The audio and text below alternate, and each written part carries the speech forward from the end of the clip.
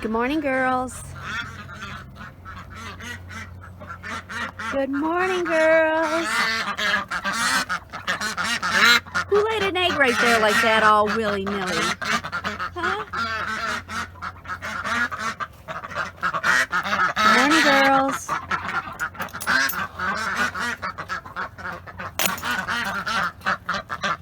Are you ready?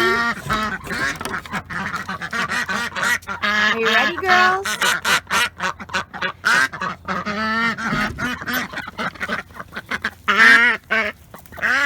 There you go. Have a good day.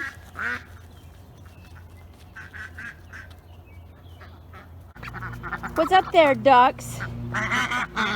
What are you doing, huh? So, for the last, I don't know, 4 days, 4 days, I've been getting less eggs in the duck house. And yesterday, Zachary and I were out here. It was like an Easter egg hunt. We're looking for a nest somewhere because the ducks sometimes just like to make random nests.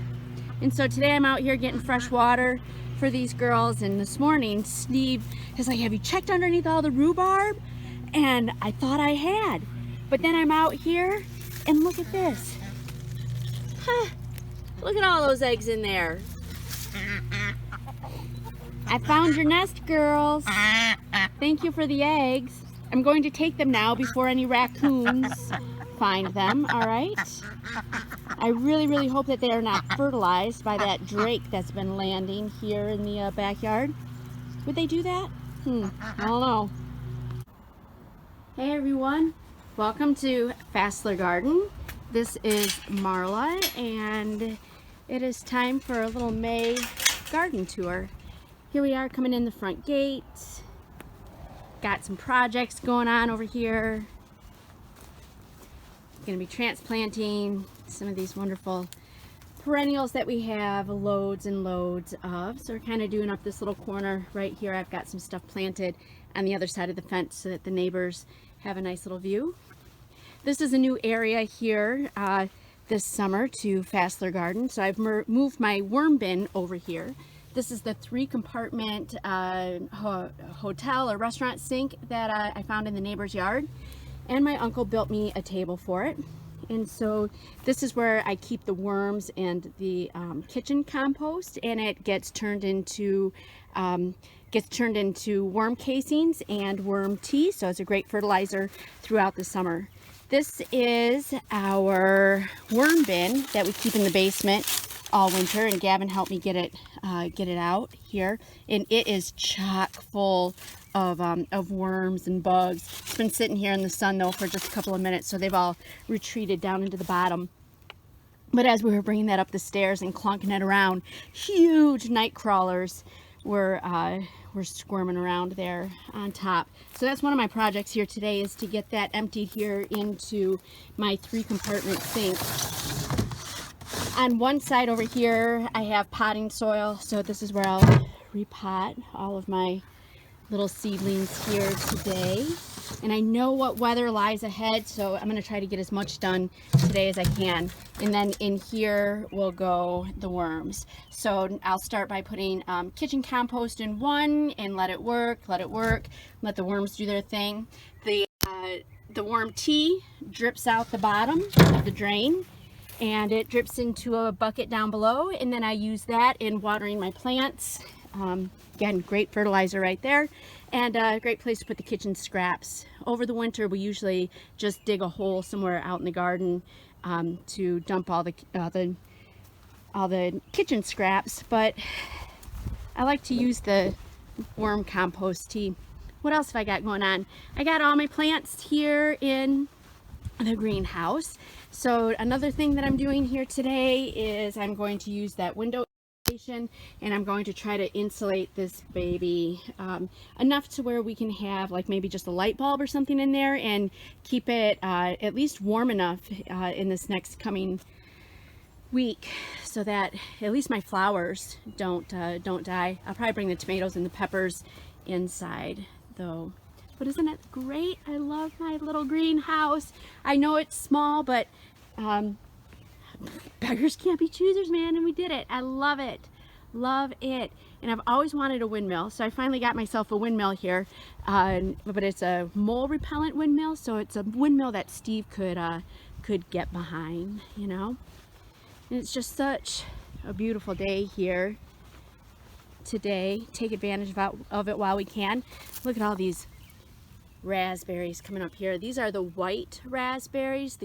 I like to say Queen Anne raspberries, but they're just Anne raspberries, and they're mighty prolific. They grow on first year canes, so every year I have to chop them down, whereas like the black raspberries here, they fruit on second year canes. So looks like I'm gonna have to get in there and chop away some of the ones that aren't yet showing any growth. It's hard to tell sometimes in the fall and in the winter which canes are spent and which ones have one more growing season. So we found a couple of morels in our yard here today, which is pretty exciting. So I'm keeping an eye out for more of those. And look at, we've got the asparagus is all coming up. Look at that. We're having asparagus for dinner tonight, folks. So asparagus and maybe some hosta pips. We've been finding a whole lot of purple nettle, dead nettle, and so I'm thinking I'm going to put some of that in our greens. Look at this. Look at this. You know what that is? That is a potato. There's another one. Potatoes coming out of the potato bin over here. Ooh, yeah. So this is the bed I inoculated with the mushroom cap, red strophoria, but I am not seeing any sign of them. So, and I did not re-inoculate this year. Your own personal nursery. If you need any perennials, please let me know. I'll be having a plant sale, not this Friday, but next Friday. And even though it's not all, you know, like looking pretty, it's it all needs to be split. There's a lot of plants in here, a lot.